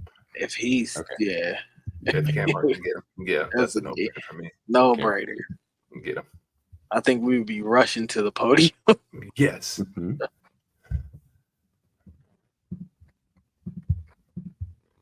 Nah, this is also another double. And we can still get Right. Theo. Ooh, let's go back to back, baby. That We that one killing again. This is draft. the fun part of being able to trade back. You get more of good guys in that second to third round range, fourth round Get range. more picks, baby. That's a really good sweet spot. And again, there are reasons as far as contracts are concerned that can get you some things from that aspect as well. He's not a first rounder. We don't want Are they dumb enough? Okay, Manny, what are you talking about? There is fun. We're no grabbing fun. more players. What are you talking about? him. You know what I mean? You want to give me a fifth rounder? Do you want to give me a fifth rounder? It's more about quality. Yes. Yeah. So we kind of rolled through and just got our guys there, which was a lot of fun to do. Maybe see, yes, looking at again, this is a running back range that I'd be feel comfortable with. Whether it's Cody Schrader, Vidal, obviously Grindo's still back on there. Ali, Trey Taylor at Air Force is a really good safety that I like. He could bring a lot of different things to the table as well. Anything catch your eye from you guys' perspective? I would like to see what Vidal has got. I wouldn't mind, like I said, a running back in the fifth. So Cody for me. Cody too. Garindo. Garindo. Sorry, I'm tripping. I didn't see his name. Well, we did just take Garindo, so I was going to say probably between these two. We're switching it up. Oh, yeah. I like this is just tugging on my heartstrings. I love Vidal, but obviously Mizzou. Cody's so M-I-Z. go. We already took a K-State player, so we'll make this a little bit more of a local draft Right. there. He's gonna have the number 3 selling jersey after Trident Pad. And it would be a guy that actually came in for a visit that they actually would take. So I was about to say that, which would be rare. They actually wouldn't waste all of their time on visits this year. Hey, we're not taking you. We just want to make sure that you look good. All right. We're not kidding you. Hey, you just come. Okay, it's okay. We just did this to other people. I promise, we're just here for some fun. Okay, just a good time. Just come in and we'll give you some. All right. We're just putting you in some gear just to have some fun, dog. I promise, it's no big deal, dog. You're just gonna take some pictures. You see that weight room? Look, we may not have bags on our chairs, but I promise you, we got rings. Okay. Anyway, so there's your ASMR for the day. Oh god. I don't know where to go as far as this pick is concerned. We got some linebackers on here. Yeah, we can look at some safeties. If you want to, Jalen Simpson is a guy. I'm just a guy. He's fine. I think my guy down here should Evan Anderson, man, just big old run stuffer. Since we don't have enough of those on the roster. Right. Anybody catch your eye here? My guy Jalen Ford is still there, which I don't think I expect him to fall to 7th. But should we take Joe Milton and just make him a tight end? I'm weak. Never. Or just have him run QB sneaks. Never. Sure. Yeah, if Carson Wentz could hurt, go ahead and have him run his QB sneaks. Never. That works. I didn't like. Let me see. Man, this is the 7th round. Is where I'm telling you, everybody's gonna be checked out by this time. Who we get? I will say this range. A guy Danko got a Howard. I watched him. Of course, I had to watch him. Has all the athleticism in the world on a lot of length. Yeah, just to keep that in mind. CJ Hansen at Holy Cross tested extremely well at the combine. A guy, if you're looking for a late athletic interior guy, a la Nick Allegretti, that you want to develop, somebody that could be in that as well. Jack Westover, shout out to RGR Football. Ryan Tracy over there really likes Westover. He's starting to get a little bit of steam as far as a possible late round pick. Andrew Raym, a guy from Oklahoma, a little bit more of a center only type of guy, but can bring something to the table, again, developmental inside. And honestly, there's not much else that I'm looking at. Yeah, this point is Jason probably Bean was the guy that took over for y'all boy at KU, right? yeah. Mm-hmm. Forgot his name. JD. Yeah, He was Jaden kind of Daniels. ass, wasn't he? Bean can run. That's one thing he can do. He can Okay, run. but can he Dewar throw? Jordan, I would not like that. I would not that either. Can throw? Can Jason Bean throw though? Because I didn't think he It's could. fine. He's not accurate, but he got a big arm.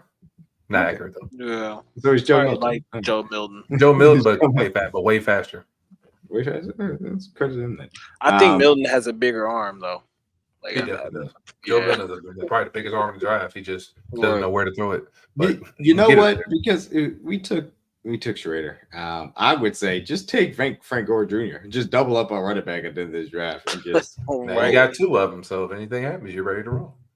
honestly, like I'd be cool with him. Jalen Ford, either of the three guys I said on the other list. And Slim Pickers of the West. Hey, who you guys want to go? For me, it's probably offensive line depth here.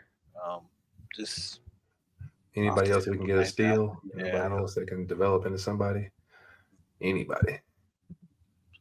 If we're going offensive line depth, in my opinion, then take CJ Hansen and we develop traded that. the first, Manny.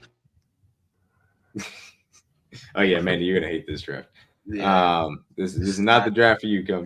Not as many draft. You It's want not a to. Manny You might draft. want to turn the draft off and just Turn go it smoke off, Manny. flowers. What? 3 new awards? Jesus, how do they get 3? They added these awards, which is just hilarious. Oh, wow. Great trade. Maybe that's what it was. Anyway, really, We still got a receiver though. they want us to take a center. Okay. I'm gonna blame Eric Eager for this one. That specifically is for him. So yeah, What in are this you doing over there? this mock draft, trading back, getting Xavier Worthy in the middle of the second round, which would be awesome as far as I'm concerned. Still taking development to tackle and Patrick Paul. Again, power guy, has the length that the Chiefs want. I'd be perfectly fine developing him at 64. Michael Jr. 79. You know, go ahead and rush the passer, dog. I had a lot of fun with him. Cooper Beebe, a lot of power on the interior. A guy that can be your replacement next year for Trey Smith. Cam Hart, obviously PFF doesn't like him. Physical, That's the worst big grade corner. ever.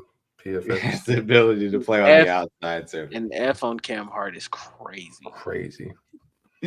Theo Johnson, extremely athletic, tight end out of Penn State. Again, underutilized, a guy that would give you a little bit of a different element, in my opinion, behind Travis Kelce. And I really like to see what he can learn from Travis Kelce as well. Cody Schrader, a guy from day one that has the ability to run zone plays, which obviously Andy Reid loves to run. Also has soft hands. It also has a lot of heart, and that does matter at running back, little center of gravity. There are some athletic limitations you got to take into account, no doubt about it. And obviously with CH may not be the best pairing from that standpoint. Again, got to take into account. And then also, again, only so much as far as his actual pass protection he could do because he has those athletic limitations. And CJ Hansen, athletic upside to develop it into your offensive line, a la Nick Allegretti. So yeah, that's a little bit of a trade back scenario from that aspect of it. We obviously did that one as well. We'll kind of do a quick, maybe stick and pick draft here on PFN's mock draft simulator, just to take a look at it from that aspect as well. Did I not pick anybody as far as I was interested? Oh wait.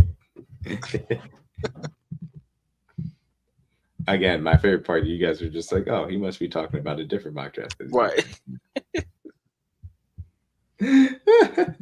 I was like, wait, did not? Okay, there it is. Now You we got can't it. see anything.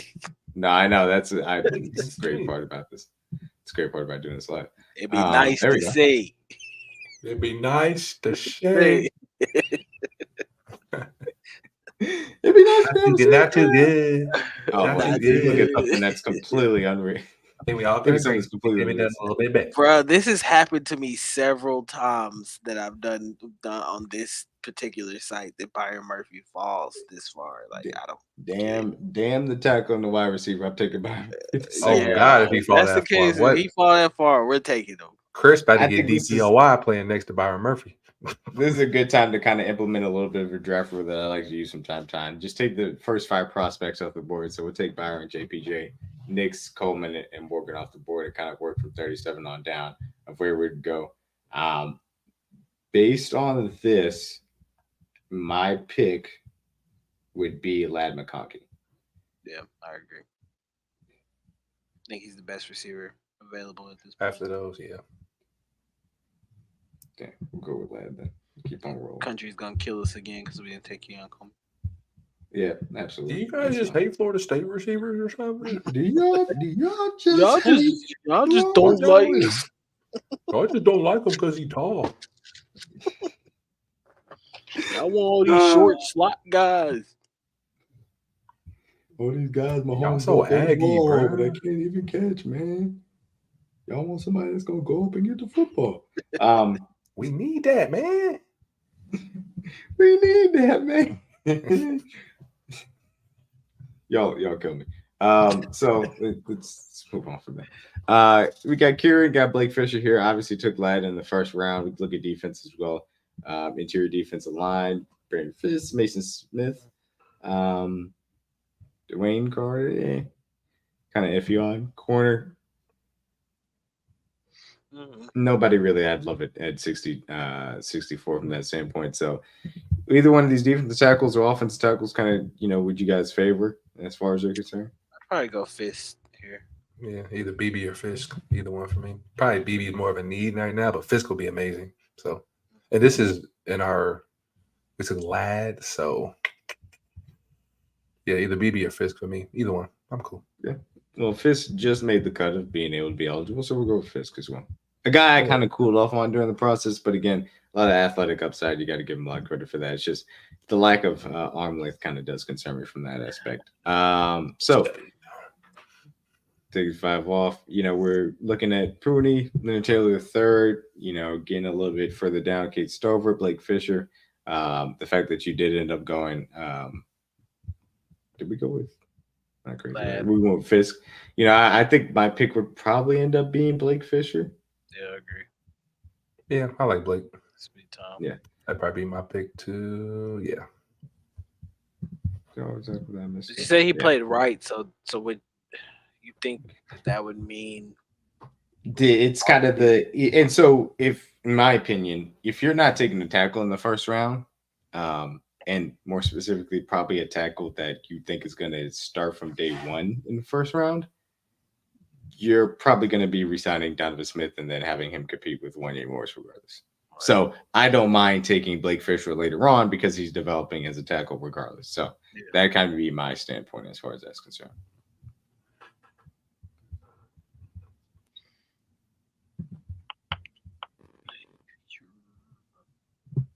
So we keep on rolling to 131. Have tackle, wide receiver, and defensive tackle also addressed to this point. I think you can start to look a little bit inside. Mason McCormick still on the board. Zach Zinter, both of those guys definitely interest me from that aspect of it.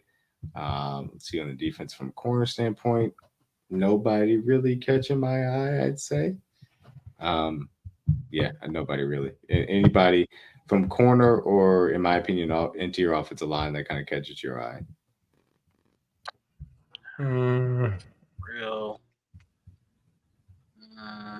Bring up the corner list again.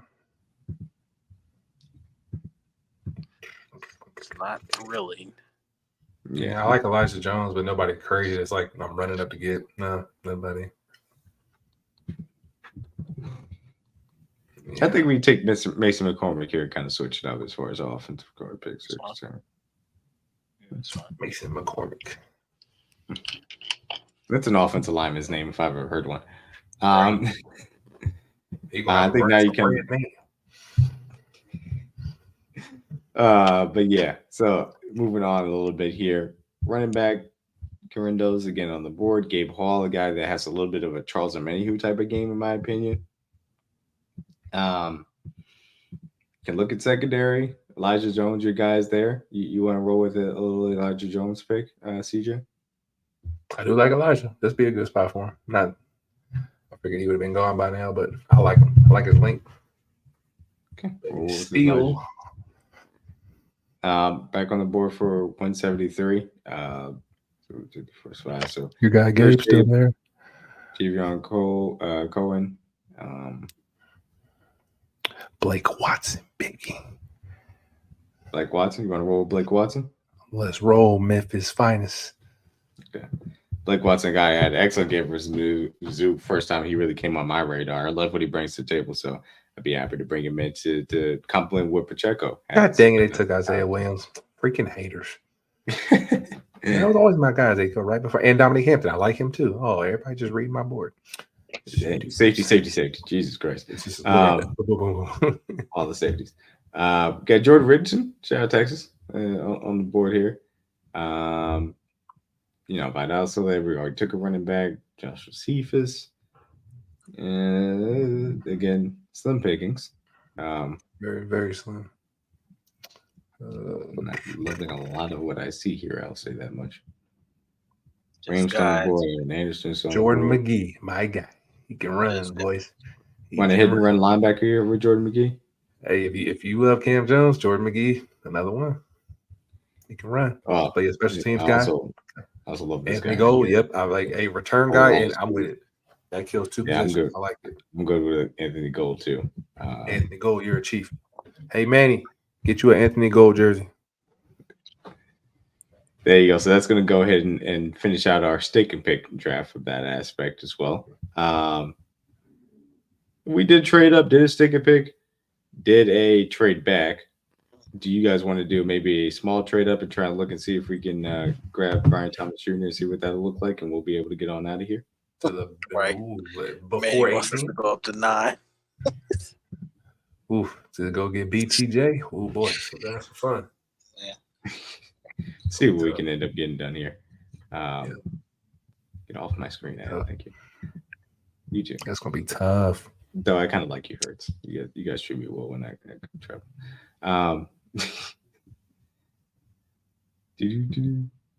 So I think for me, and this may not be all that realistic because it is ranked at 18 in this thing. Brian Thomas Jr. first comes into play with 22. If he gets past Miami and Pittsburgh and then boys, because I into 20s is just too into the teens is too rich for me. If you're talking about Philly, you can give up that Tennessee third or your third and go try and get a Minnesota, Dallas. Maybe even get even less from that standpoint. So we'll kind of sim to there and see if we can nab one of him. And he's still on the board. So let's see what Philly wants to talk about. Philadelphia Eagles is a team in Howie Roseman that does really value future picks. They have no problems with taking them. And that's accepted. So let's not even deliberate over. We'll go up and get Brian Thomas Jr. and see what this ends up looking like as well. Contrary. Got a receiver. It's not a Florida State guy, but we got him one. Y'all Should be happy with that. Keon. Y'all know he's not better than Keon. No. Yeah, no, he's not better than you. Y'all know he's not better than Keon, no. Oh man. So we got some trade back offers. Chargers want to come up a few spots to 64 for a fourth and a seventh. Jets want us to come back a few extra spots. I don't really like that trade, not as much as the Chargers. This would be a little bit far to go back. I'd kind of run a stick and pick from that standpoint. Yeah. That Chargers was not terrible, but they would never trade with us. Yeah. So we'll keep this a little bit more realistic and say no. So we've got some pretty good defensive line prospects on the board. Got some really good interior offensive line prospects on the board. God bless Jalen Polk still on the board. Deion Sanders, book it. Hey, no complaints from me, fellas. You know what I'm saying? I caught his jersey right now. JT, you need a place to move, bro? I help you. Man. Oh my God. Yeah, I think at this point. That's my dog. All right. Right here, I think Maybe you gotta go. Chris Jenkins. Yeah, either Chris Jenkins or Rook, either one, or Michael Hall, any of those three. Yeah. We'll go Chris. We'll go with national championship guy here. And we'll say that's who the Chargers were going to try and come up and get. And we just stuck it to Jim Harbaugh. No stopping and run for the Chargers. Panthers want us to move back 5 picks for a 5th and a 7th. Not terrible. Too far. 1 pick for a 5th. The 5th is next year. I wouldn't mind doing it. Yeah. No. The Jaguars. What was the other one? Yeah, Panthers. Yeah, Panthers, Jaguars. Either one. No. The hell was that? Let's just go back one pick. You can get another pick and get one for next year. That's cool. Yeah, we'll go ahead and go back one pick. We're not gonna trade in. Psych. Like shit, boy. So look, we still got really good Blake Fisher and Kieran both on the board there. Kieran, again, a guy you're gonna have to develop from an offensive tackle standpoint. It's jumping from Yale, but he has all the athleticism in the world to get it done, and I'd be okay with him in 96. I think the second round's too rich for him, but when you get into the third round, then I'd be comfortable with that. Yeah, at this spot, I'm good with if that's where we want to take him. Yeah, Blake Fisher. Especially He's if on we're this. This is our tier for our board, so it matches up. Yeah. So I think we're gonna roll with Kieran here. Go to 131 to see what ends up happening. I'm a gachi. I'm Kieran. I'm a gachi. I'm a geezy. I'm a gachi. Reminds me of time. Point of deal. Good times. Good times. His mama called him Kieran. I'm gonna call him Kieran. So as far as interior offensive line, Zach Zinter, Tanner Bortolini, kind of the usual suspects. Guy Renardo Green that I absolutely love. He would probably be my pick here. Him or Cam, I'm cool with either one. Yeah, I like him or they both Cam. dogs That's in what I my was. board. When I see Cam, my eyes like. I like Green too. So they're both available. I'll go ahead with Green here because we did take Cam. Coach Mary, which one you like more? Yeah, exactly. We'll just ask him whichever one he wants to develop and follow his from that standpoint. So we take him another one. take him double up, baby. You got all our corners. I would say the last of the interior offensive linemen that actually get me excited here is Zach Zinter. And I'd probably lean towards going here. No one really there. Tight end is fine. I'd like Tip, but we could just maybe take him at 159 and go Zach Zinter here and secure that aspect of it.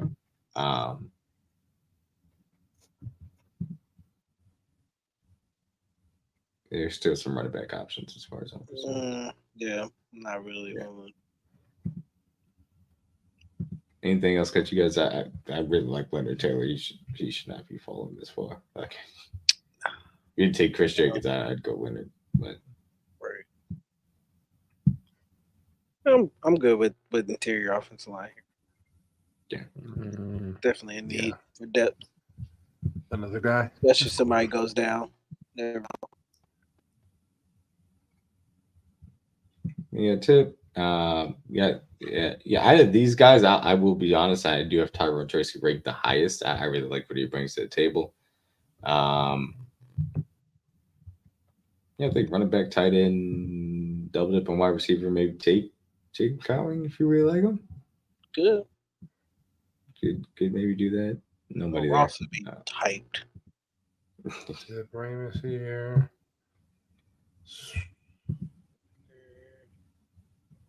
Corner safeties. I like Hampton. I'll be honest. I would probably go. I go tight end. Yeah. Or Bucky look goofy. Oh boy. Corindo. Wouldn't hate that. Oh, Bucky's still there. They got estimated rated over Corindo. Oh wow. That's his real name. That's his government name, Marquise. Yeah, Marquise. His mama call him Marquise. I'ma call him Bucky. You call him. Bucky, hey, Danny Woodhead 2.0, bro. Yeah, I think Eddie would love. At 159, boy, on third down. Y'all think Jet McKinnon scored a lot of touchdowns? Bucky goes stupid in his offense on third down.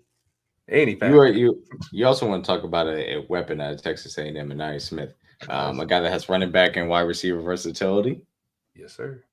Yeah, it could be another guy I would like is keep a name out for him in the draft, fellas. Bub Means. Another guy that gets. I like Bub Means. I like Bub. I watched some tape on him earlier today. I like Bub. I have not had a chance to look at Bub Means, so we can watch some tape together. Break it down. Yeah, absolutely. If you're again, Gabe Hall is a guy I like to highlight. Just if you're talking about kind of an inside-out versatility guy from a spec scheme standpoint, he would make a lot of sense to add the defensive rotation as well. That'd be good depth, run stopper. Good. Rotate in. Yeah. Tip still there? Ooh boy. Either Tip or Hoker for me right here. Yeah, I'm good rolling with Tip. Yeah. Sounds good to me. Great value. We smacked in this draft. 8+ across the board, fellas. Yeah, look, great grader right here. We're just knocking him out of the park. Respect the A coin. plus across the board there. Respect. Your overall grade is a D. You get Exactly. D Like, plus. just have it end up like We that. got our pick of the litter right here. Cody or Blake, boys. Who we doing? Flip a coin. Who you like more? And I think Blake would be a much better compliment to Bucky and Pacheco from that standpoint. I'd probably go there. Shout out to Tyron Hopper, MIZ, Jordan McGee's there as well. We already kind of took him in the draft. Dominic Hampton could bring some stuff. Josh Proctor as well. I mean, I'd double up on running back, to be honest with you. I'd go and grab Blake and just kind of go Blake from there. Watson, yeah. Bro, our running back room about to be crazy. Bucky, Hey, Blake, and Pop and Clyde. Y'all never complain about running back again. let them guys fight it out in training camp. Boy, And see who we wins, got man. all the depth. Pop could just chill. It would suck for fantasy people because they'd be like, why didn't he get as many touches? Because we're saving him for the playoffs. Duh. Mhm. And we got these two dogs behind him that can play. And then when it gets to December time, Pop, take off. We'd be straight. He gets to heal that shoulder, get 100%. Mm-hmm. Yeah. I would love that running back room. They would be in heaven. Watson or third down. Schrader would be the pick for me. Happy on the sideline, like, all right, which one of y'all want to catch a touchdown? Who want to catch it? Yeah, I mean, I think that it's a little bit of a crossover from that standpoint, but I think Blake Watson's a little bit more of a traditional running back from that aspect. And look, you just take your running backs and it's fine at this point in the draft. So I roll with it. The only non-A plus of this draft, clearly, going up to trade up a little bit. Freaking haters. They don't watch Blake Watson. Haters.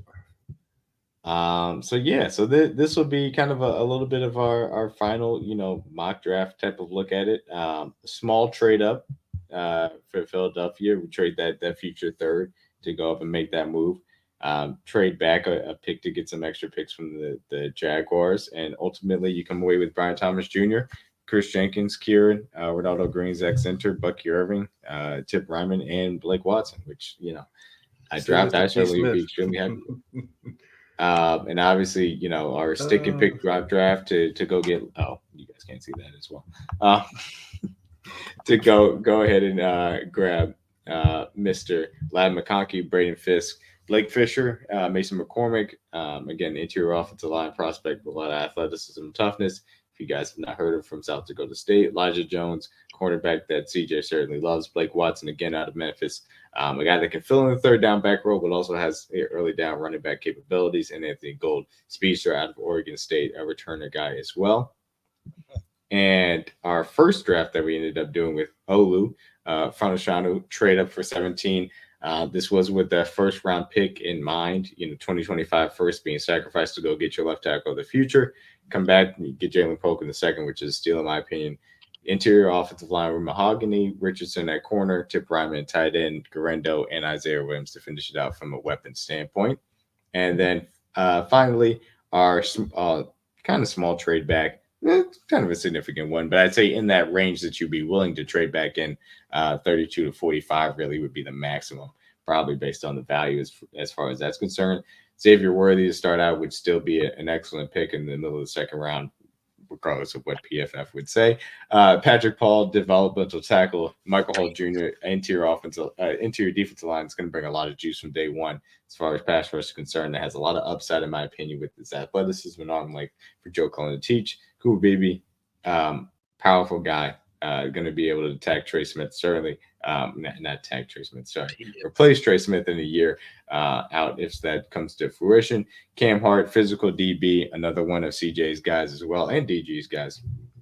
Incredibly athletic tight end Theo Johnson, quite possibly a nice second favorite tight end in this draft. And I know it's a little bit of a hot take with JT Sanders out there, but I do love me some Theo Johnson. I think he's completely underutilized at Penn State. Cody Schrader, MIZ, a guy that can run outside zone, can catch the ball in the backfield. Undersized, from an athletic standpoint, some question marks, but look, he's going to give you everything he's got. And then CJ Hansen from Holy Cross, a guy that you can develop on the interior. So that is kind of our mock draft that we're rolling with, man. That was a lot of fun to do. I had a Final great time. ones. Final ones, man. Hands in the barn, boys. I'm going to be like handcuffing myself to not make any more mock drafts, but I'm going to try my best. I don't know if I'm going to succeed. 2 I'm gonna a.m. Should I try make a my mock best. draft or should I go back Alright. to sleep? I don't know. It's going to be tough. I'm going to try my best. So look, what a few final announcements tomorrow, 9 a.m. Central Standard Time. We will be having Kingdom Cast, or DG will be hosting on keep it prolific.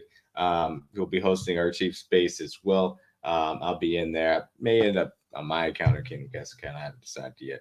As I make a nice little drive to Kansas and have my connection go all over the place and have a good time talking draft as we are less than 24 hours away at that point.